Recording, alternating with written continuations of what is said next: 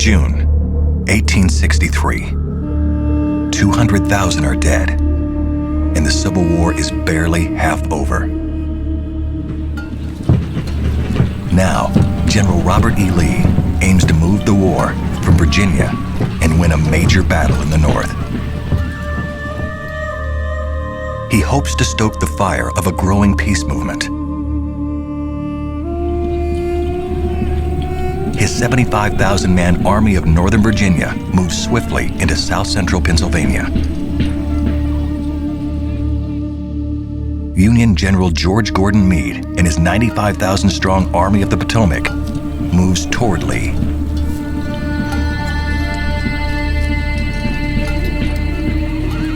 Lee concentrates his army where 10 roads converge. Gettysburg. Lee's move north will spark the largest battle in American history. It will last for 3 days.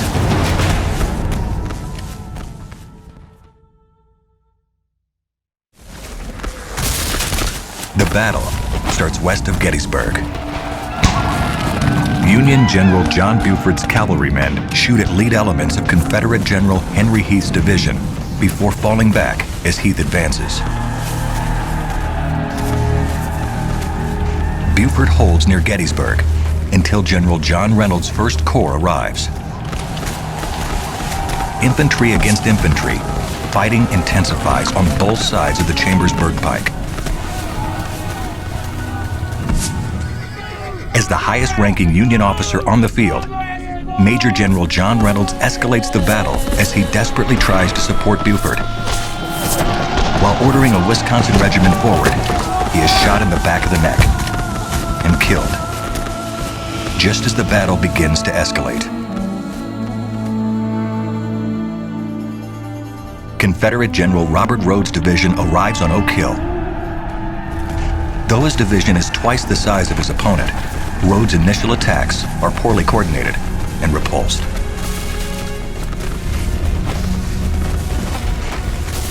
Then, General Jubal Early's division arrives from the northeast. Despite Union reinforcements, Rhodes and Early managed to break their right flank. Yankees are fighting a losing battle on the left, too. After a savage firefight in Herbst Woods, they fall back to Seminary Ridge. Cannons and small arms blast the attacking rebels, reinforced by Dorsey Pender's division. But numbers come to bear, and the Union line collapses. Some escape via an unfinished railroad bed. Others are trapped in Gettysburg streets.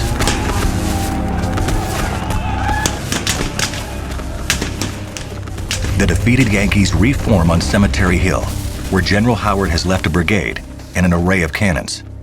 The Confederates probe, but do not attack.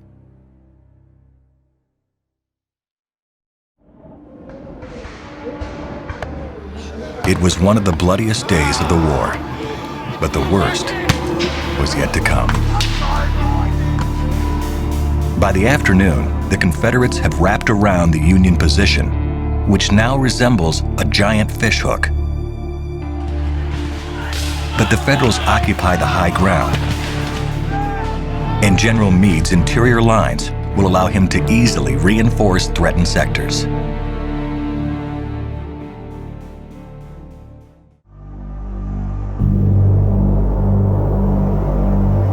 In the afternoon, Union General Dan Sickles moves his Third Corps to the Peach Orchard and the Emmitsburg Road, where he thought he could better use his artillery. But this creates a lengthy bulge in the Union line, and Sickles lacks the men to defend it. General Meade is forced to send his entire Fifth Corps and parts of others to reinforce Sickles, opening gaps in his center and on his right. General Lee orders Longstreet to make the main attack upon the Union left. General Hill is to threaten the center, and General Ewell is to assault the Union right. Longstreet's divisions under John Bell Hood and Lafayette McLaws line up on Seminary Ridge, along with Richard Anderson's division of Hill's Corps, ready to make the assault. It is one of the hottest days of the year. Advancing under a hail of fire, Hood's brigades commingle and split apart. Some slamming the 3rd Corps troops at Devil's Den, while others assault Little Round Top, where just arrived 5th Corps soldiers await them. Both sides send in reinforcements. Control of Devil's Den changes hands 3 times. Alabama and Texas soldiers charge Little Round Top again and again, but fall back. At last, a bayonet charge by Maine troops sends the exhausted attackers back for good. The Union's extreme left flank is secure. Meade scrambles reinforcements from the 2nd and 5th Corps to support Sickles. As McLaws' Confederate division enters the fray, the action shifts toward the peach orchard, which falls quickly. The fight for the wheat field nearby is less decisive, changing hands 6 times in some of the battle's bloodiest combat. Hood and McLaws' men push on toward Cemetery Ridge, joined by part of Anderson's division.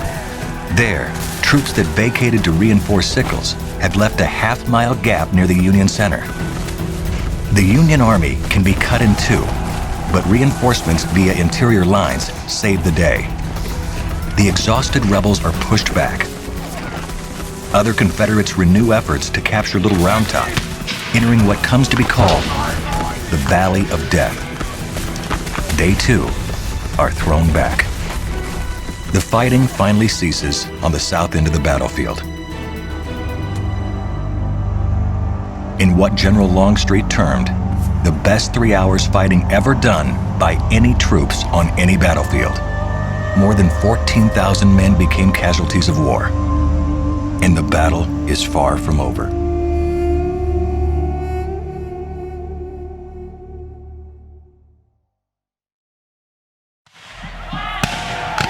At dusk, General Ewell moves on the Union right. 2 of Jubal Early's brigades sweep toward Cemetery Hill, obscured by the gathering darkness. The Union line is thinly held by battle-weary 11th Corps soldiers. Louisianans and North Carolinians overwhelm them. Portions of East Cemetery Hill are captured. Meade's army will lose the battle if Cemetery Hill falls. But Union reinforcements surge onto the hill before Confederates can exploit their gains. Early's men are thrown back as General Edward Johnson's division moves to attack Culp's Hill. Most of the breastworks on Culp's Hill are empty, their brigades sent to reinforce Sickles. Only 1,300 Union soldiers under General George Sears Greene remain to face Johnson's attacking 4,500. Greene's men hold firm against numerous nighttime assaults, but some of Johnson's men gain a foothold in the abandoned trenches on the lower hill. By 10 p.m., the day's fighting comes to a halt. The past 2 days have borne 37,000 casualties. By now, Gettysburg is the bloodiest battle of the war, and another day of horrible combat is yet to come.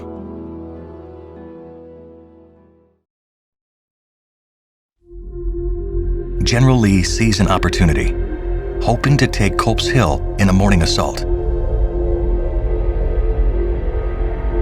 He adds 3 brigades to bolster his left, but General Meade has ordered the return of the 5 brigades that left Culp's Hill to aid Sickles.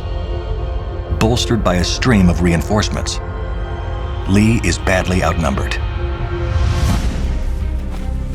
For 7 hours, the battle rages. Initial Union attacks are stymied, including an ill-fated move near Spangler's Spring. But by 11 a.m., the Union numbers weigh too heavily, and the Confederates are forced out of their captured entrenchments.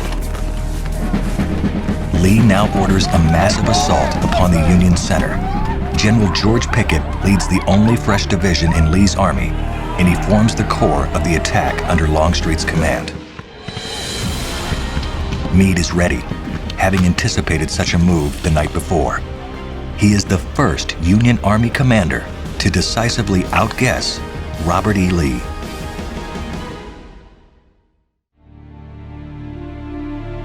At 1 p.m., Lee bombards the Union defenses, hoping to soften them up. Meade responds, and together, they create the largest artillery barrage in the Western Hemisphere. Ultimately, Lee's bombardment fails. Nevertheless, Pickett's attack commences at 3 p.m. 12,000 men emerge from Seminary Ridge. They must cross 1 mile of open ground. Union artillery opens at long range and tears gaps in the Confederate line. Meade orders more than 20,000 reinforcements to converge upon the center.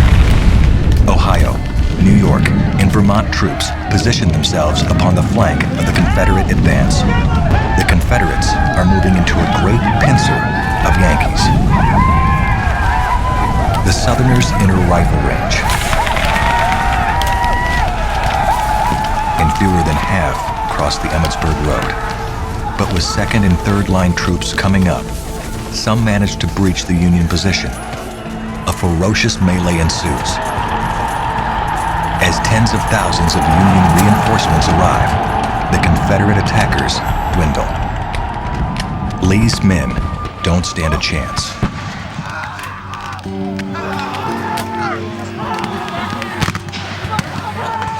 Those who cross the stone wall are either killed or captured. Lee's great moment of opportunity has become his greatest defeat, by far. Scarcely half of the men who made the attack return to Seminary Ridge.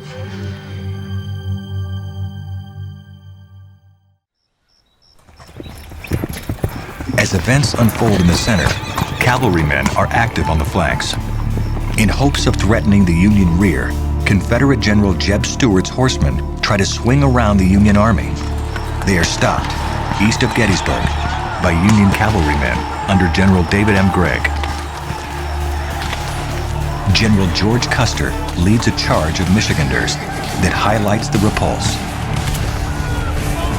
South of Gettysburg, Union cavalry hit the Confederate flank and rear with no success. Charge and countercharge produce no real result for either side.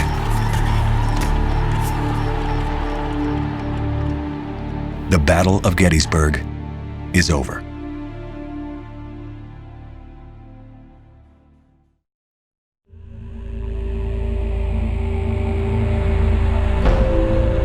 Lee has lost, but remains on the field. He hopes to repulse a counterattack on July 4th to even the odds. Meade does not take the bait. That night, Lee pulls back through the mountains to the Potomac River. His lumbering wagon train of wounded is miles long.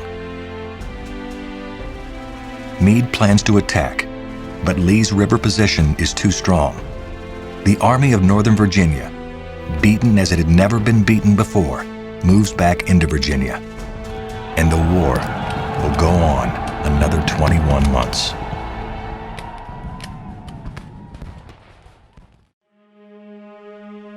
In the battle's wake, Gettysburg is a place of horror.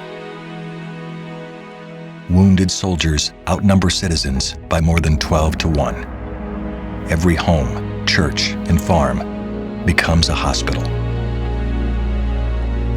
Most of the dead are buried near where they fell.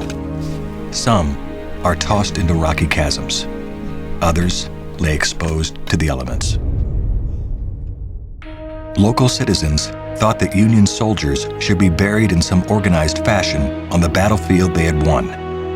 Thus, the first national cemetery on a battlefield was born. 3,512 Union soldiers are moved from their battlefield graves to the new Soldiers' National Cemetery. As the work progresses, organizers hold a dedication ceremony on November 19, 1863.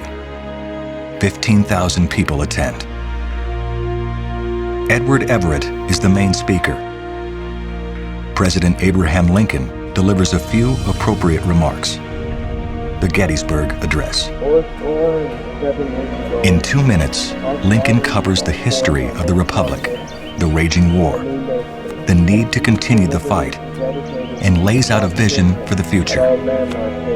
It stands among the greatest speeches in American history. Now we are engaged in a great civil war. His words give increased purpose to the loss of life in evidence, a sacrifice that would be necessary in ever greater numbers, in hundreds of hallowed places yet unnamed, with the hope that government of the people, by the people, for the people, shall not perish from the earth.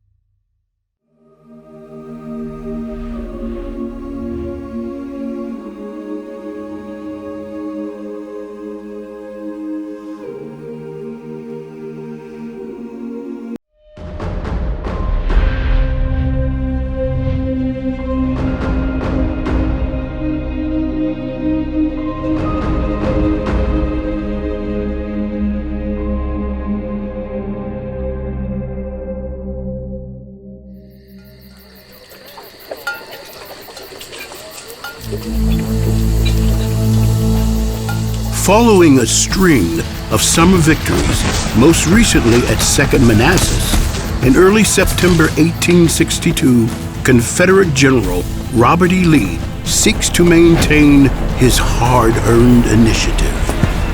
It is the first time Lee's Confederates have set foot on Union soil. Lee's march into Maryland is a bold gamble. He hopes to bring the Union Army to battle and deliver another crushing defeat on the U.S. Capitol's doorstep. But Lee's fortunes take a turn. He must divide his army to deal with the strong Union force at Harper's Ferry. To make matters worse, his opponent, General George B. McClellan, moves with unusual speed in pursuit. His confidence boosted with an intercepted copy of Lee's operational plan.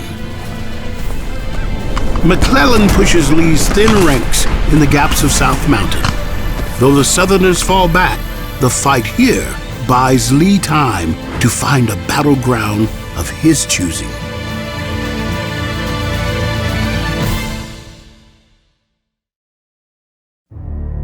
Robert E. Lee selects a strong defensive position amidst the tidy rolling German farm fields bordering a swiftly flowing creek, the Antietam. But Lee is bluffing. His line on September 15th is a mirage, designed to buy time to gather his forces. Stonewall Jackson has taken Harper's Ferry and is marching to join him. McClellan pauses for 2 days in order to better understand Lee's position. He is convinced that Lee heavily outnumbers him. Yet Lee's bluff comes with heavy risk.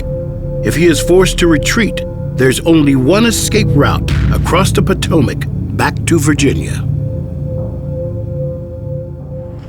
On the afternoon of September 16th, McClellan decides to attack.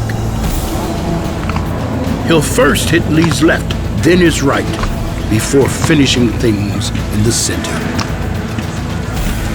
After forwarding troops across Antietam Creek, McClellan's first attack begins early Wednesday morning, September 17th, as the soldiers of Joe Hooker's First Corps march south, aiming for the Dunker Church.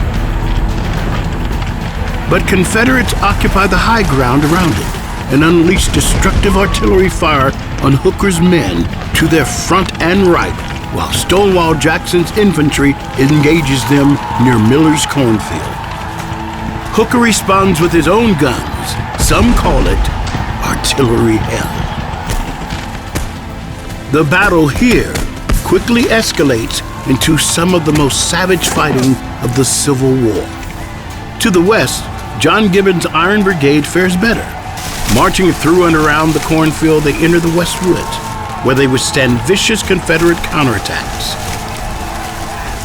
By 7 a.m., Hooker is making progress in the cornfield, and Jackson's line, Lee's left flank, is under a very real threat of collapse. But just then, momentum shifts. John Bell Hood's hard-fighting division counterattacks through the cornfield and drives back Hooker, though at a frightful loss. Hooker calls for support from Major General Joseph Mansfield's 12th Corps. Mansfield advances his divisions in a formation that make them an easy target for Confederate artillery, and Mansfield is mortally wounded within minutes of entering the front lines. Yet one division of the 12th Corps manages to break through the Confederate line and reaches the Dunker Church. Before he can follow up on this initial success, General Hooker gets shot in the foot and leaves the fight. Lacking a leader to unite the 1st and 12th Corps, there is no rapid follow-through on the Union success at Dunker Church. With little sense of the rebel positions, around 9 a.m., General Edwin Sumner leads his 2nd Corps into the fight. Though his corps, 3 divisions strong, is nearly half the size of Lee's entire army, Sumner's columns are strung out, and he attacks with but 1 division. Sumner intends to turn the Confederate left flank, but it's his own that's vulnerable. Sumner's largest division, that of John Sedgwick, moves into the West Woods and is overwhelmed by a powerful Confederate counterattack. Sedgwick falls back with barely half of his men. Lee's left flank had been battered and bruised, but not broken. Although occasional fighting still occurs in the vicinity, by mid-morning, the battle shifts further south toward an old sunken farm road.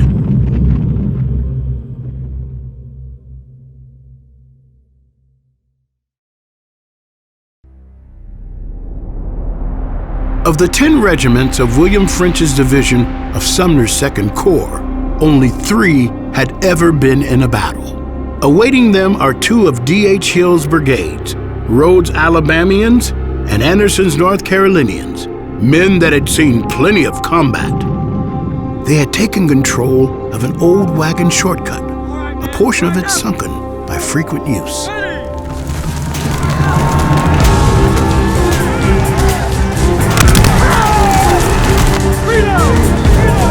Hill's veterans inflict 1,700 casualties on French's division.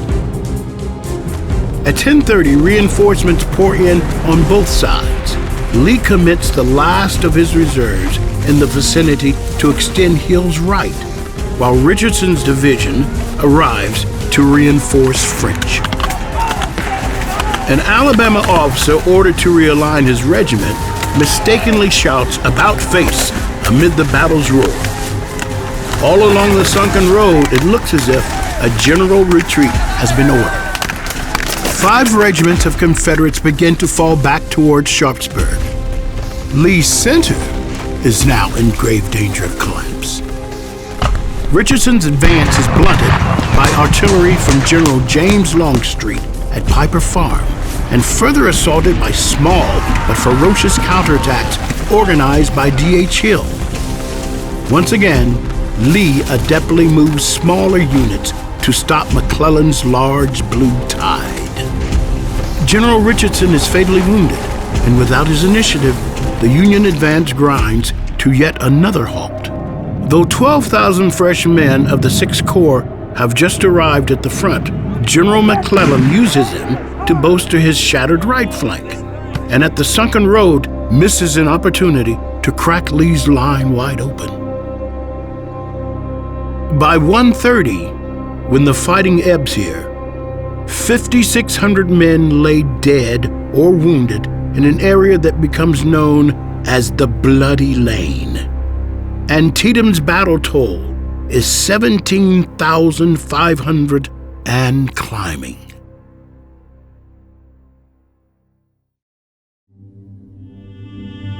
Lee's right flank is arguably his most critical. It's the closest to his escape route home. Yet by mid-morning, he has only 3,000 to defend it. Across the creek, Ambrose Burnside's 9th Corps waits.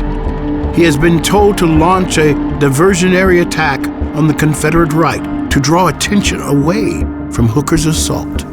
But Burnside has been commanded to hold until given explicit orders to attack. Orders that do not reach him until 10 a.m. This 2-hour delay gives Lee time to shift crucial artillery to his right flank. Burnside opts to divide his force. He sends one division under Isaac Rodman 3/4 of a mile downstream to cross at Snavely's Ford. His other divisions will be funneled across a 12-foot wide bridge. 100 feet above it stand 400 Georgians, backed by 12 cannon. Burnside's men will cross the bridge at point-blank range. Crook's Union Brigade leads the first charge, but emerges 350 yards upstream and never makes the assault. At 11 a.m., Naugle's brigade tries again, but is blasted into retreat before even reaching the bridge. At 1 p.m., another charge is made, this time by Ferrero's twin 51st. They win the bridge at last. Around this same time, Rodman's division gets across Antietam Creek. Fearing they are about to be flanked, the Georgians finally fall back. And for the third time today, Lee's Army of Northern Virginia is on the verge of a resounding defeat.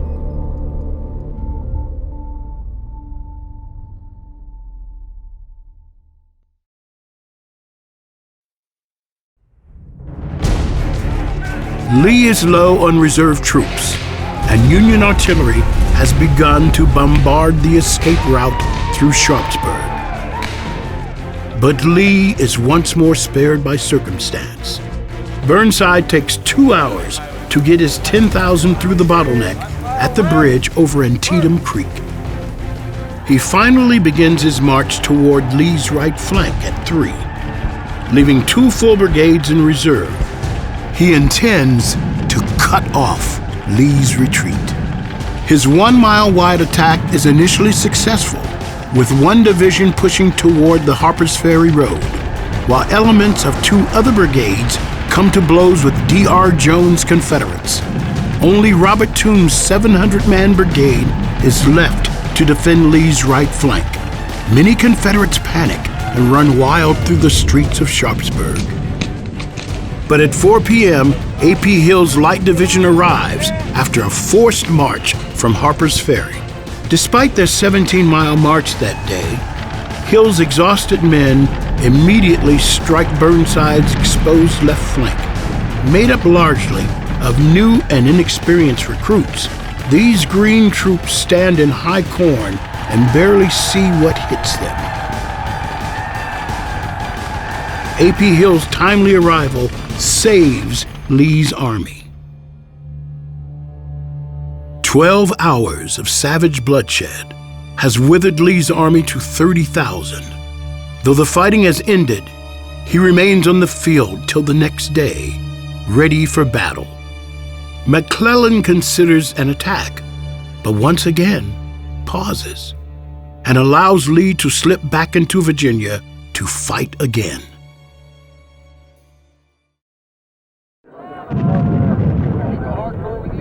So who won the battle at Antietam? McClellan's army controlled the field and arguably saved the nation by driving Lee from the U.S. Capitol's doorstep. But many believe he missed a true opportunity to inflict a fatal blow on the Army of Northern Virginia. For failing to actively pursue Lee, President Lincoln permanently relieves McClellan of his command 2 months later. In one day, more than 3,600 men were killed. 19,000 were wounded and captured. More American dead than Pearl Harbor, D-Day, or 9/11.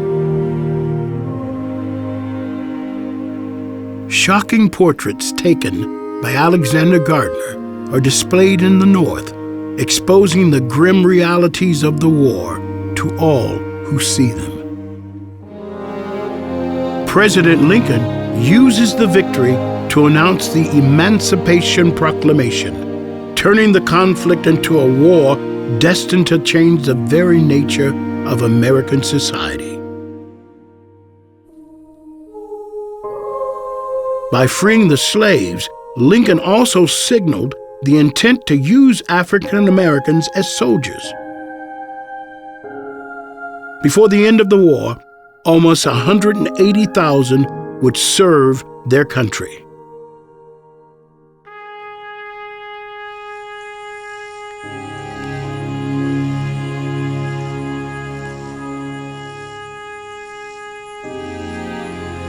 September 17th, 1862, remains the bloodiest single day in American history.